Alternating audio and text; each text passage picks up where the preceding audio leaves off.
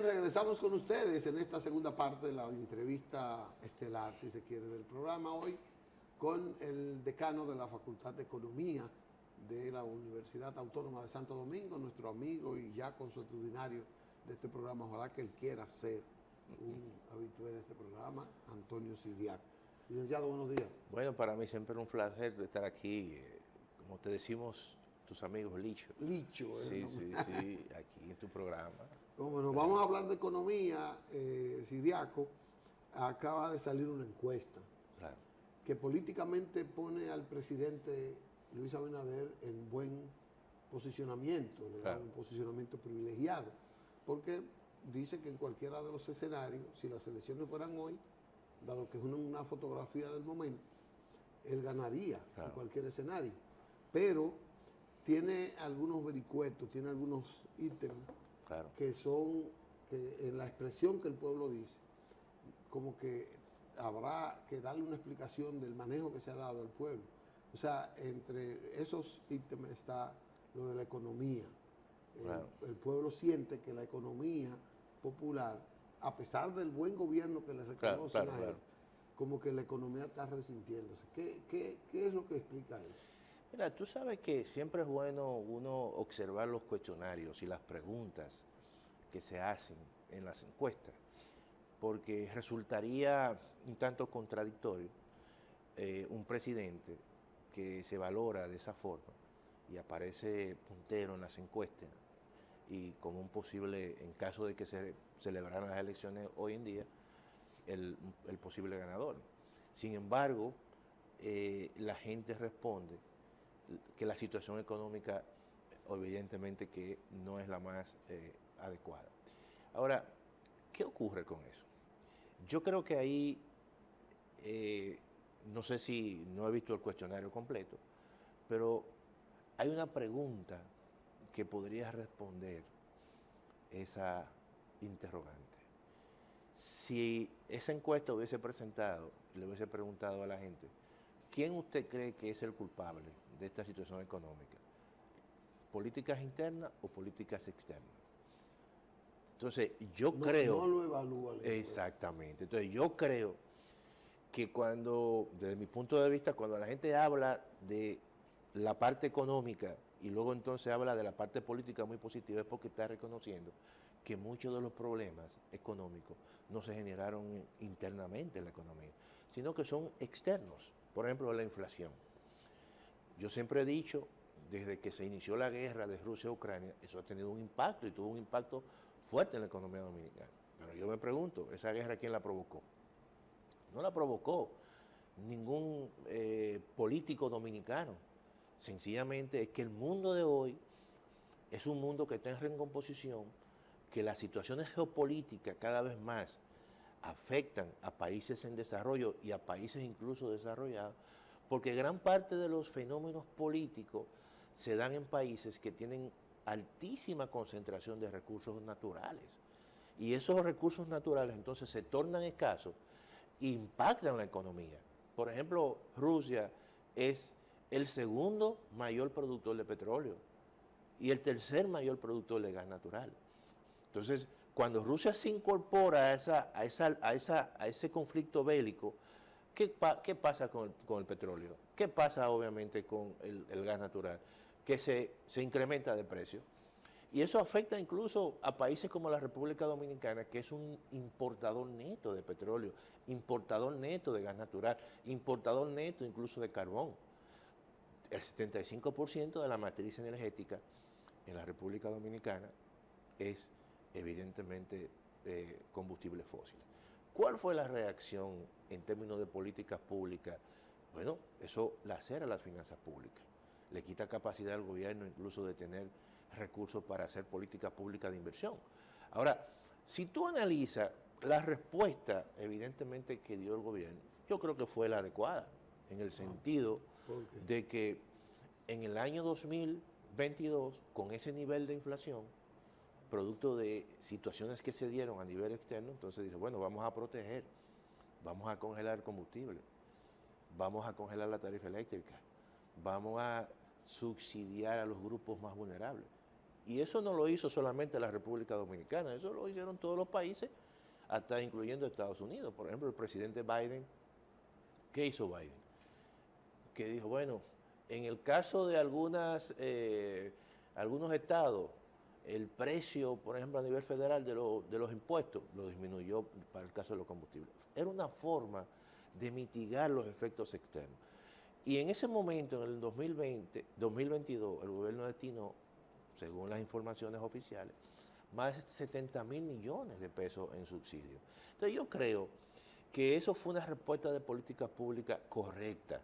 Porque, adecuada a las circunstancias. Claro, porque si no la inflación no hubiese sido un 7 o un 7 puntos. Pudo haber sido mayor. Claro que sí, claro que sí. Entonces, fíjate cómo reaccionan países como la República Dominicana ante embates que no se generan de situaciones internas, que tú puedes decir, mira, hubo una política económica interna que desajustó la economía y entonces eso generó una inflación. Entonces yo creo que ese tipo de encuesta en el fondo no recoge la pregunta, pero cuando le preguntan a la gente lo que está pensando es verdad, hay una situación económica. El subconsciente de claro, la gente dice eso. Que no está bien, pero no es culpa del gobierno. El entorno internacional sigue siendo... Es la respuesta que correcto. Evidentemente... Que el entorno internacional sigue siendo preocupante. Ya. Yo vi ayer al Fondo Monetario Internacional que rindió un informe en el que el crecimiento de la economía mundial va a ser limitado, creo que a 2.8 como promedio. Sí, promedio, correcto. Y uno nota entonces que los Estados Unidos, que es una economía de la que República Dominicana depende mucho, las importaciones nuestras, las exportaciones nuestras. De Zona Franca van allí prácticamente. Las importaciones nuestras son mayoritarias de allá. El turismo nuestro, ayer demostró el ministro que mayormente es de allá, y la remesa, el 90%, el 80% es de allá. Entonces, esa economía está hoy un poco, con inseguridades. El sistema financiero, y parece que hay la inflación. Claro. ¿Cómo podemos nosotros explicar que República Dominicana tenga que blindarse lo más que pueda frente a esa realidad internacional? Mira, yo creo lo siguiente, como tú has dicho, el Fondo Monetario Internacional inauguró el día 10 de abril, antes de ayer, una conferencia que ellos hacen conjunta con el Banco Mundial. Y ellos le pusieron como título a esa conferencia, Mirando el futuro. Y generando resiliencia en las economías. Interesante eso, porque dicen que después de la pandemia hubo situaciones y problemas que han afectado a la economía, el tema de la deuda, el tema de la inflación, que quizás es el tema más preocupante, y el tema de que las economías más grandes del mundo están creciendo menos. China, por ejemplo, tendrá un crecimiento de un 5%, aunque ya en los últimos datos lo han mejorado. Estados Unidos va a crecer entre 1.5 y un 2%, y Europa va a tener un menor crecimiento. Eso generalmente la República Dominicana tiene que ponernos en alerta, porque este país de 48.000 kilómetros cuadrados precisamente tiene un acuerdo de libre comercio con Estados Unidos, tiene un acuerdo de libre comercio con Europa y tiene relaciones diplomáticas y económicas con China. Es decir, los tres grandes bloques del mundo que van a crecer menos, de una forma u otra, tienen algún tipo de vínculo con la República Dominicana o viceversa. Pero en el caso de Estados Unidos, como tú has dicho, por las mismas características históricas que ha habido entre ambas naciones, que allí viven casi 2 millones de dominicanos, que el más del 50% de las exportaciones de Zona Franca van al mercado norteamericano, que la gran mayoría de la inversión extranjera viene de Estados Unidos, que 9.000 millones de dólares ya vienen en remesas prácticamente, y el 85% viene de Estados Unidos. Y más del 50% de los turistas que vienen a la República Dominicana provienen de Estados Unidos. De manera que lo que pasa en Estados Unidos nos afecta a nosotros. La economía norteamericana, como tú has dicho, vive en un proceso de cierta incertidumbre. Pero hasta ahora, fíjate que se está comportando todavía con una economía con alta demanda, porque el mercado de trabajo en Estados Unidos, a pesar de todo, están creando empleos. Más de 280.000 empleos creó el mes pasado, y es un mercado de trabajo que opera a pleno empleo. Eso es una buena noticia por el lado de que muchos dominicanos y dominicanas tienen su trabajo allí y van a seguir enviando remesas.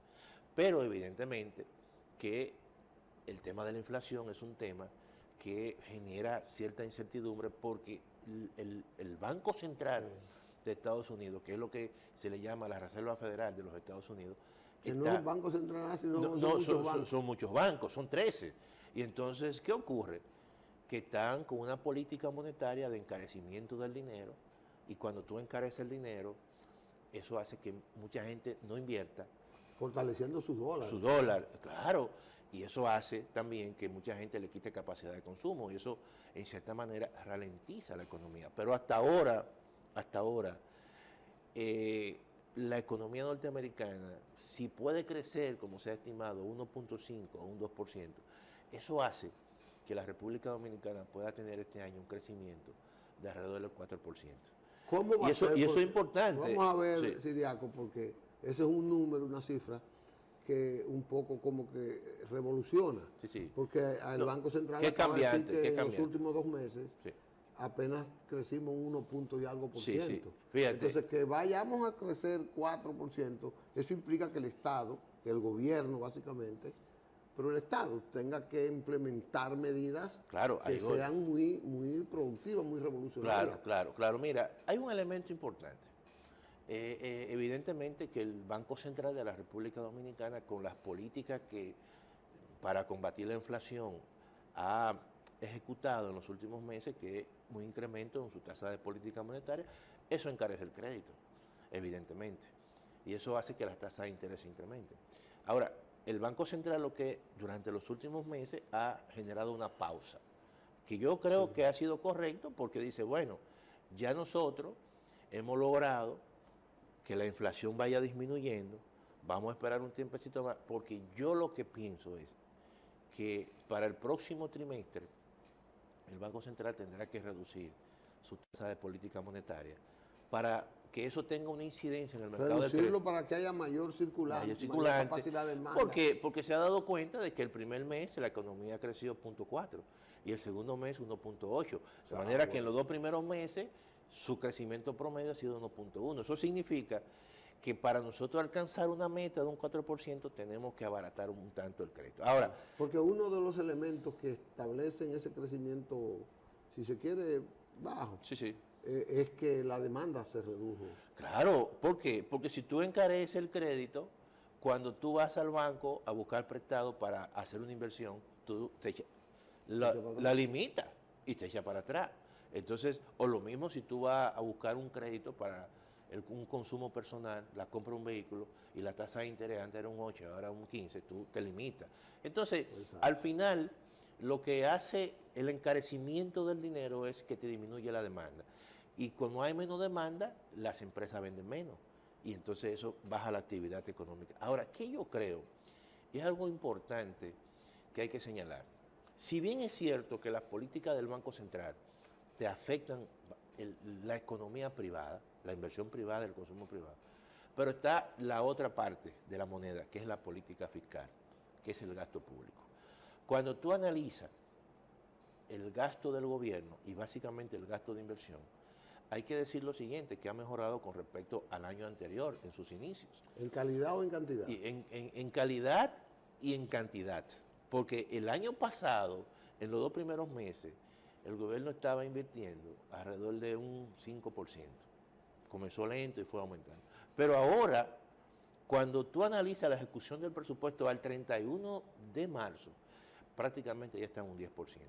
De manera que en el primer trimestre. En el primer trimestre. Eso es una buena noticia. Porque mientras la política monetaria te disminuye la demanda privada, pero entonces la política pública fiscal te está mejorando, por otro lado, la demanda, porque si invierte más en infraestructura, entonces eso motiva al sector privado, eso genera más empleo, y esa debe ser la clave para que este año el gobierno pueda terminar con un crecimiento de un 4%. Si termina con un crecimiento como se ha proyectado, el Ministerio, por ejemplo, de Economía proyectó 4.5, el Banco Central entre 4 y 4.5. Si termina en esa horquilla, evidentemente que va a ser una de las economías, en un contexto como el que estamos viviendo, que tendrá uno de los crecimientos más altos de América Latina. América Latina, por ejemplo, este año, posiblemente termine con un crecimiento del 1.1. Si tú creces 1.1, si tú creces prácticamente 4 veces más que América Latina, entonces tú te estás posicionando en la región como una, claro, y en un contexto, porque de eso se trata. Muchas veces nosotros vemos las economías desde una óptica muy interior, pero también hay que ver el entorno, cómo se comportan el resto de la economía y además cómo el mismo entorno afecta a las economías. El Banco Mundial y el Fondo Monetario mencionan mucho en esa conferencia que termina en esta semana la palabra resiliencia. Y yo creo que si hay una economía que por muchas razones ha mostrado resiliencia, es la economía dominicana, pero por su diversificación, fíjate.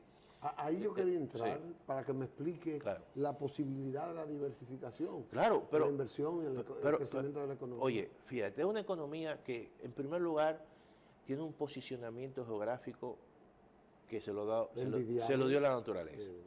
Entonces ese posicionamiento geográfico la pone equidistante a los mercados más importantes, el mercado del este de Estados Unidos, 8 en avión, 8 horas, 9 horas a Europa, y eso evidentemente te está poniendo prácticamente en los dos mercados más importantes de ingresos que tiene el mundo, que es el mercado norteamericano y el mercado europeo, muy cerca.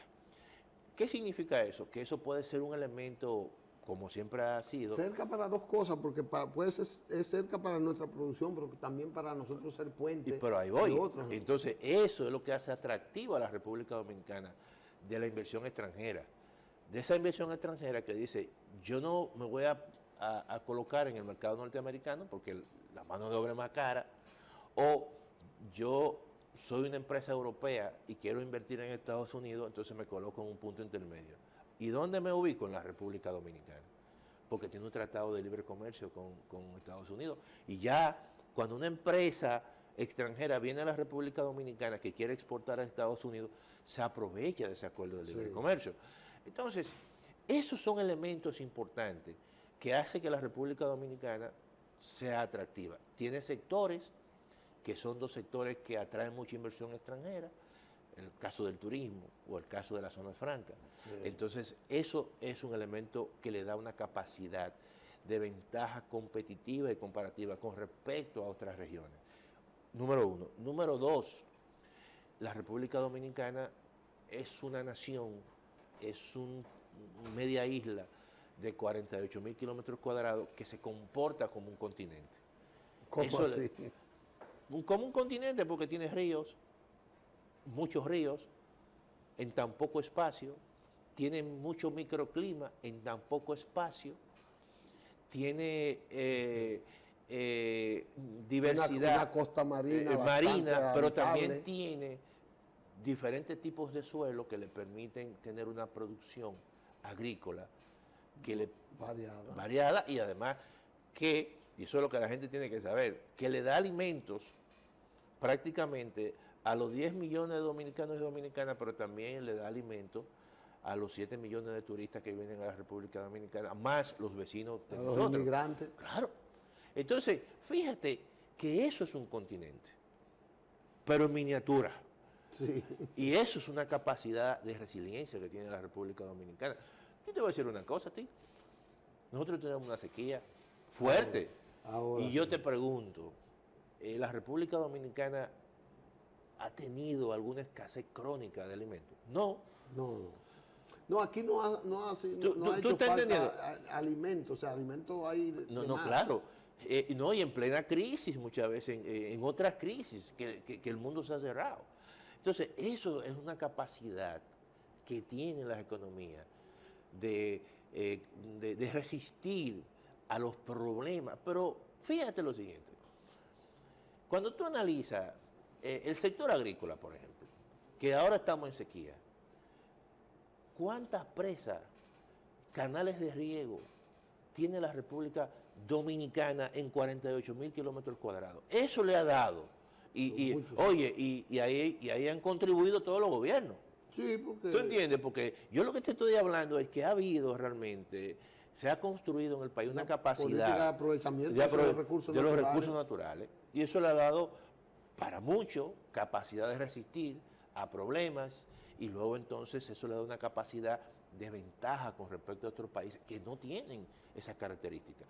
Entonces, eso, cuando tú analizas la diversificación de la economía, una economía de servicio fuerte, de turismo, pero a su vez la República Dominicana tiene la mina de oro de cielo abierto más grande del mundo. Seguro. Entonces, ¿qué ocurre? Que sustenta una gran parte de los ingresos del Estado y del país. Entonces, eso le da capacidad a la República Dominicana para resistir a los embates que vienen del exterior, y por eso se habla de esa capacidad de resiliencia que tiene esta economía. Si se mantiene esa política agresiva del presidente Abinader, entonces hay que mantener esa política agresiva de inversión pública, de invertir y concluir, por ejemplo, las circunvalaciones y concluir las carreteras. La modernización de la infraestructura vial, porque tú sabes va a lo que ocurre. ser importante porque eso reduce costes para la economía. Correcto. ¿Tú entiendes? Ahora, por ejemplo, yo le preguntaba a una profesora que viaja a Barahona. Yo soy profesor viajero a Barahona, lo estoy haciendo virtual, y yo le estoy preguntando, ven acá, maestra, y ahora para llegar a Barahona, si se va por la circunvalación de Azu, me dice, maestro, nosotros estamos llegando 1 hora antes. ¿Cómo? ¿Tú estás entendiendo eso? Eso es menos combustible. Eso es menos combustible. Y eso que todavía no está la de Baní. La de Baní, correcto. Pero tú te imaginas eso. Claro. Acortando. Entonces, todo eso mejora. Mira qué buen enfoque. Todo eso mejora la productividad. Por eso es dicho que la inversión pública, cuando hablamos de inversión pública, inversión de capital, es la mejor inversión que puede hacer un gobierno. Sí, porque ella misma se reproduce. Se reproduce y hace que la economía sea más competitiva. Entonces, por eso es que en esta coyuntura, donde claramente la política del banco ha sido para combatir la inflación, y eso, claro, todos los bancos centrales lo han hecho, pero la contrapartida tiene que ser ahora más activa. Bueno, un mensaje final, porque ya tenemos muy poco tiempo, un mensaje final a las autoridades y a la población en torno a ese entorno económico. No, yo creo que evidentemente la República Dominicana, al margen de las situaciones externas que se están viviendo, pero creo que tenemos una economía que ha demostrado esa capacidad de resiliencia en los tiempos de crisis, y ha habido crisis mucho más profunda, y la República Dominicana ha salido airosa. De manera que yo creo que este año va a ser un año donde la República Dominicana también, dentro del contexto que se está viviendo, va a tener un buen desempeño en términos de... Bueno, gracias Antonio Siriaco por esta disertación. Yo he aprendido mucho y me ha aterrizado muchas ideas. Gracias, yo sé que tenemos poco tiempo y tiene un compromiso que tiene que enfrentar ahora, va a cumplir con él. Y sinceramente que hemos hecho un buen programa. Espero que volvamos. No, ya tú sabes, cuenta conmigo siempre. Yo siempre cuento con Antonio Siriaco. Así es. Gracias, señores. Hemos terminado esta entrevista interesante con el decano de la Facultad de Economía de la Universidad Autónoma de Santo Domingo, el licenciado Antonio Siriaco. Gracias a él y gracias a ustedes por la atención prestada en este programa de hoy. Espero que le saquen beneficio. Hasta mañana, si Dios quiere, que tenemos otro programa interesante. Si Dios quiere, pórtense bien, como siempre.